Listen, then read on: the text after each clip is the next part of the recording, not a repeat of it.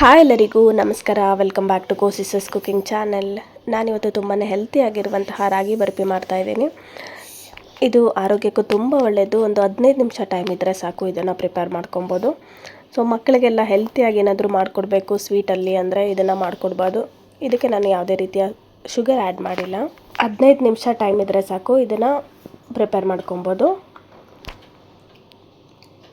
So ಇದನ್ನು ಯಾವ ರೀತಿ ಮಾಡೋದು ಅಂತ ನೋಡೋಣ. ಅದಕ್ಕೂ ಮುಂಚೆ ನಮ್ಮ ಚಾನಲ್ನ ಇನ್ನು ಯಾರ್ಯಾರು ಸಬ್ಸ್ಕ್ರೈಬ್ ಮಾಡಿಲ್ವೋ ಈಗಲೇ ಸಬ್ಸ್ಕ್ರೈಬ್ ಮಾಡ್ಕೊಳ್ಳಿ, ಹಾಗೆ ಪಕ್ಕದಲ್ಲಿರೋ ಬೆಲ್ ಬಟನ್ನ ಪ್ರೆಸ್ ಮಾಡಿ.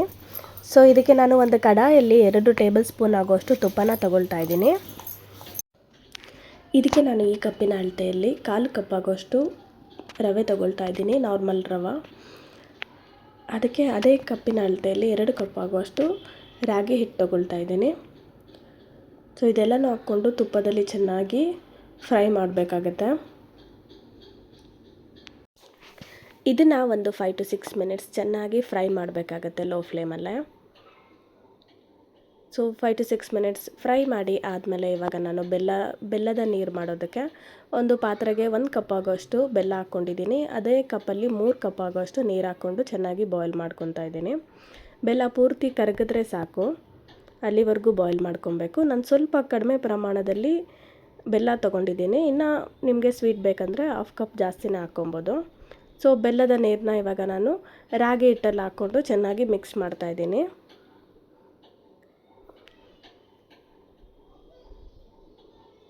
ಸೊ ಇದನ್ನು ಫಿಲ್ಟ್ರ್ ಮಾಡಿಕೊಂಡು ಹಾಕ್ಕೊಳ್ತಾ ಇದ್ದೀನಿ.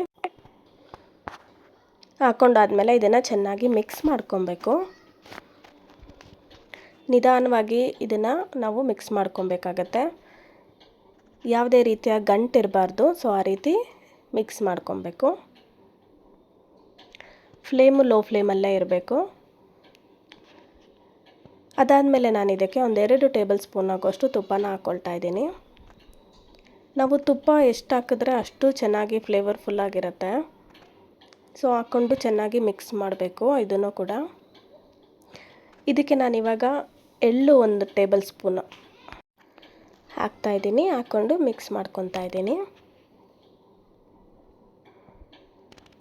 ಇದ್ರ ಜೊತೆಗೆ ನಾನು ಡ್ರೈ ಫ್ರೂಟ್ಸ್ ಬಾದಾಮಿ ಮತ್ತು ಗೋಡಂಬಿನ ಸಣ್ಣ ಸಣ್ಣದಾಗಿ ಚಾಪ್ ಮಾಡಿಕೊಂಡು ಕೂಡ ಇದನ್ನು ಕೂಡ ಒಂದು 2 ಟೇಬಲ್ ಸ್ಪೂನ್ ಆಗೋಷ್ಟು ಹಾಕ್ತಾಯಿದ್ದೀನಿ.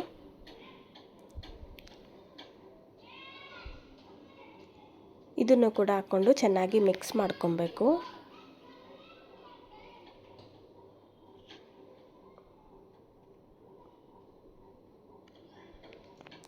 ನೋಡಿ, ಈ ಥರ ಮಿಕ್ಸ್ ಮಾಡಿ ಆದಮೇಲೆ ಇವಾಗ ನಾನು ಒಂದು ಪ್ಲೇಟ್ಗೆ ಹಾಕ್ಕೊಂಡು ಇದನ್ನು ಈ ಥರ ಸ್ಪ್ರೆಡ್ ಮಾಡಿಕೊಂಡು ಒಂದೇ ಇದರಲ್ಲಿ ಸ್ಪ್ರೆಡ್ ಮಾಡ್ಕೊತಾ ಇದ್ದೀನಿ.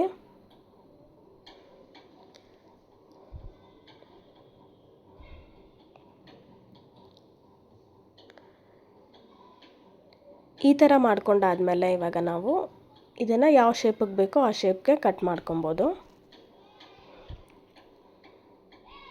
ನೋಡಿ, ಈ ಥರ ಬರುತ್ತೆ.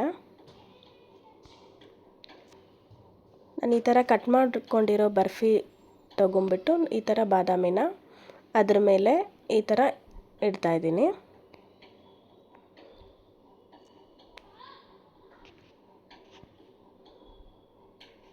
ಸೊ ನೋಡಿ, ಹೆಲ್ತಿಯಾಗಿರುವಂತಹ ರಾಗಿ ಬರ್ಫಿ ನಮಗೆ ಬರೀ 15 ನಿಮಿಷದಲ್ಲೇ ರೆಡಿಯಾಗಿದೆ. ಸೊ ಚಿಕ್ಕವರಿಂದ ಹಿಡಿದು ದೊಡ್ಡವರವರೆಗೂ ಇದು ತಿನ್ಬೋದು. ತುಂಬಾ ಹೆಲ್ತಿಯಾಗಿರುತ್ತೆ. ಸೊ ಇದೇ ಥರ ರೆಸಿಪೀಸ್ಗೋಸ್ಕರ ನಮ್ಮ ಚಾನಲ್ನ ಸಬ್ಸ್ಕ್ರೈಬ್ ಮಾಡಿ, ಲೈಕ್ ಮಾಡಿ, ಶೇರ್ ಮಾಡಿ. Thank you.